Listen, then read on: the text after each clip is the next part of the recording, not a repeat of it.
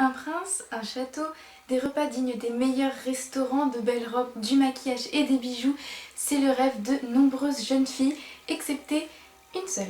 Bonjour à tous, aujourd'hui je vais vous parler de la saga La Sélection composée de 5 tomes, écrits par Kiera Cass et publiés chez Robert Laffont dans leur collection R. La Sélection, c'est le rêve de nombreuses jeunes filles dans le royaume d'Iléa, royaume reconstruit sur les cendres des États-Unis suite à la 4e guerre mondiale contre l'Asie. Iléa est un royaume où le seul moyen qu'ils y ont trouvé pour y faire régner la paix est le système des castes. Il existe 8 castes, la première caste est celle de la famille royale et la 8e caste est celle des sans-abri, des SDF.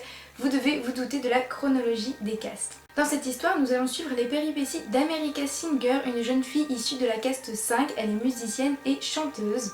Elle vit dans une famille de 5 enfants où il est très dur de boucler la fin du mois, surtout en hiver, mais sinon ils vivent assez paisiblement, mis à part les règles strictes qui a été instaurées par le royaume.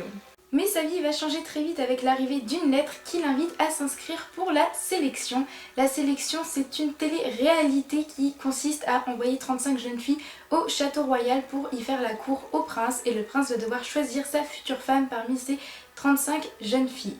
America refuse catégoriquement d'envoyer sa candidature puisque premièrement elle a déjà un petit ami secret mais elle en a un quand même, et deuxièmement parce qu'elle déteste absolument tout ce qui consiste aux robes, aux princes, à tout ce genre de froufrou et de fanfreluches. Mais ses plans vont très vite changer et elle va être contrainte à envoyer sa candidature sans trop y croire car des millions d'autres jeunes filles ont envoyé leur candidature.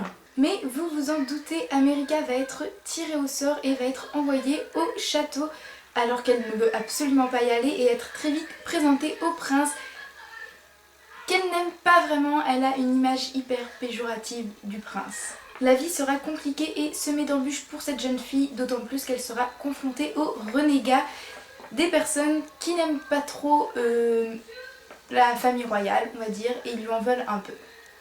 Un tout petit peu. Je suis là.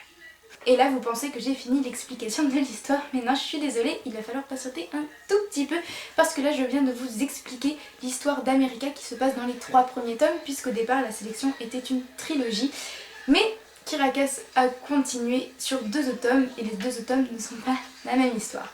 Donc là je vais vous parler bien évidemment des 2 derniers tomes de la série qui sont consacrés à Idlin, princesse et future reine d'Iléa.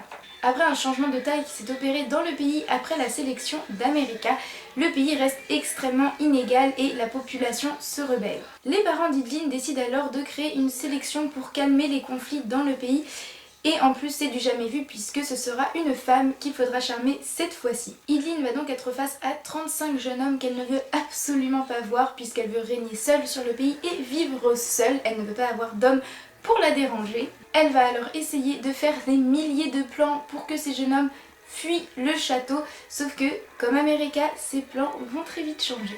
Voilà, j'ai fini l'explication de cette histoire, j'espère que vous avez été patients. Maintenant, je vais vous dire les avis sur cette histoire.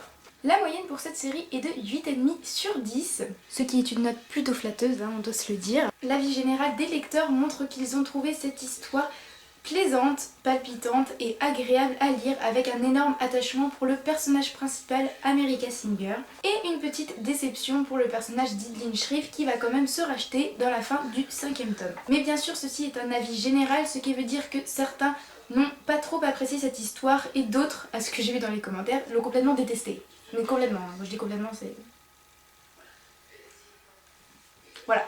Quant à moi, je vais vous dire mon avis. L'histoire d'America a été un réel coup de cœur pour moi. C'est une histoire que j'ai adorée du début à la fin, peut-être avec une petite déception au tome 2 où c'était un peu plus stagnant et il se passait pas grand chose, on n'avançait pas trop dans l'histoire, mais c'était un tome transitoire, du coup voilà, il fallait que ce soit comme ça, on va dire. Mais sinon voilà, j'ai adoré cette histoire, c'est vraiment palpitant, ça m'a donné des frissons.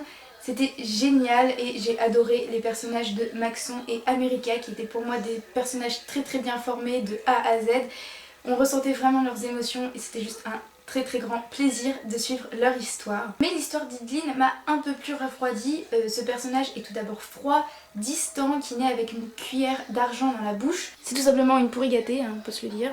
Elle se rachète quand même dans le dernier tome où elle s'ouvre un peu plus, elle montre une partie aimante d'elle-même. J'avoue que tout à la fin du tome 5, vraiment je l'ai adoré, surtout qu'elle a fait un très bon choix parmi les personnes qui se présentaient face à elle. Bon voilà, je vais pas vous spoiler, mais j'aime beaucoup son choix final. Mais j'ai été déçue de ces 2 tomes car pour moi ils n'avaient pas lieu d'être et cela se voyait dans l'histoire.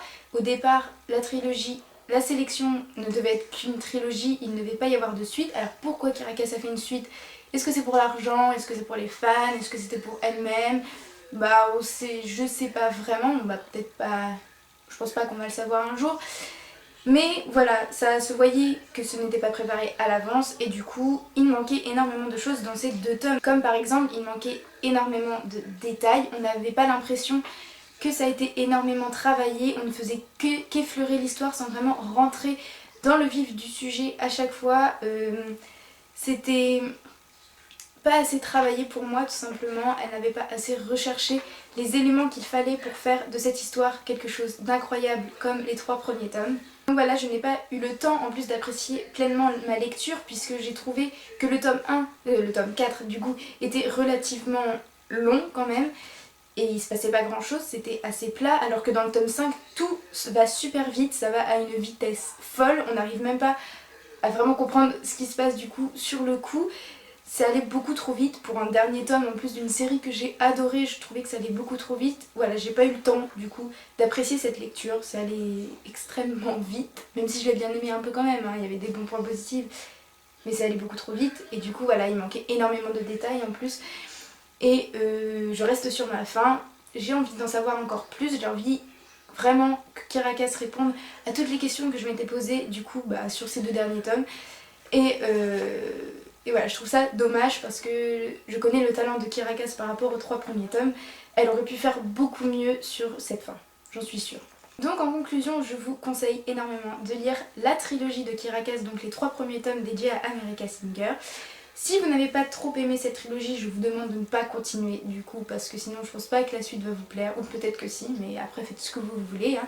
Si vous avez adoré la trilogie d'America, franchement continuez sur la trilogie d'Ideline parce que vous allez retrouver des personnages dans cette trilogie qu'il y avait dans la trilogie d'America, je pense qu'ils vont quand même vous plaire et du coup voilà, c'est toujours un plus qui éveille notre curiosité, donc n'hésitez pas à aller regarder ces 2 derniers tomes si jamais vous avez adoré la trilogie et que vous hésitez encore à continuer. Donc voilà, je vous fais de gros bisous, je vous souhaite de bonnes lectures et à bientôt.